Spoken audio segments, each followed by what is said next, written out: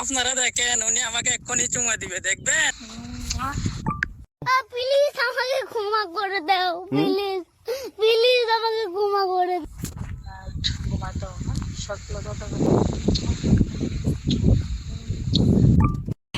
মানুষের আমার না এগুলো শরম করে জন্য এখানে আমার তো কোনো চাওয়া পাওয়া নেই।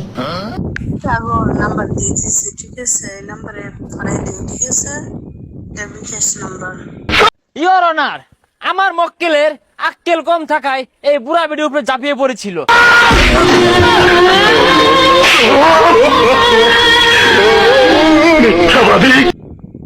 পাঠাই দিও, ঠিক আছে? পাঠাই দিয়ে আবার একটা ভয়েস দিও যে টাকা পাঠাইছি। হ্যাঁ, লাইনে আসো না, লাইনে আসো, অফলাইনে বই রয়েছো। আরে বাবা রে বাবা, তো দাম না দিলে নাই, মানুষ তো ফোন রিসিভ করে, তাই না? এখন আমি কই যাবো, শক্তি বাট হইল না। মানুষ তো ফোন রিসিভ করে, কখন থেকে ফোন দিতেছি, মোবাইলের কাছে থাকেন, টিভি চেঞ্জ করেন, আমার ফোন ধরে না। না কি পাঠাইবে নাকি জানো? ভয়েস দাও। প্লিজ আমাকে ক্ষমা করে দাও, প্লিজ প্লিজ আমাকে ক্ষমা করে দাও, প্লিজ। তুমি তাইছো ভালো কথা, তোমার কথা দিয়ে পাঠানে, তুমি তার পাঠাই মারাইলে না। হ্যাঁ, কি হয়েছে, সমস্যা কি বলি? ইমরান, কেন তুমি আমাকে জঙ্গলে নিয়ে আসছো? কেন ভালোবাসার নামে তুমি ছলনা করে কেন আমাকে জঙ্গলে নিয়ে আসছো? প্লিজ তুমি আমাকে ছেড়ে দাও, আমি অন্যজনকে ভালোবাসি। আমি আমার মা বাবার ইচ্ছেতে বিয়েটা করছি, আমি বাসর ঘর চাই না। জোর করে ভালোবাসা হয় না, এটা তুমি জানো না? এটা জানো না? বড় জোর করে ভালোবাসা হয় না। আই ব্রেক আপ, আর কোনোদিন তোমার এই মুখটা আমাকে দেখাবে না।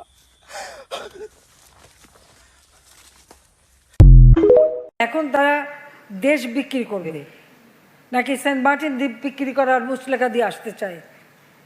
আমি তো এটুকু বলতে পারি যে আমি জাতিপিতা বঙ্গবন্ধু শেখ মুজিবের কন্যা। আমার হাত থেকে এই দেশের কোনো সম্পদ কারো কাছে বিক্রি করে আমি ক্ষমতা আসতে চাই না। ওই গ্যাস বিক্রির মুচলেখা দিলে আমিও ক্ষমতায় থাকতে পারতাম। আর এখনও যদি ওই বলি যে না, ওই সেন্ট মার্টিন দ্বীপ বা আমাদের দেশ কাউকে লিজ দেবো, তাহলে আমার ক্ষমতায় থাকার কোনো অসুবিধা নেই, আমি জানি সেটা, কিন্তু আমার দ্বারা সেটা হবে না। দেশের মানুষের জন্য এখানে আমার তো কোনো চাওয়া পাওয়া নেই। আমি তো আমার ছেলে মেয়ের জন্য কিছু করিনি।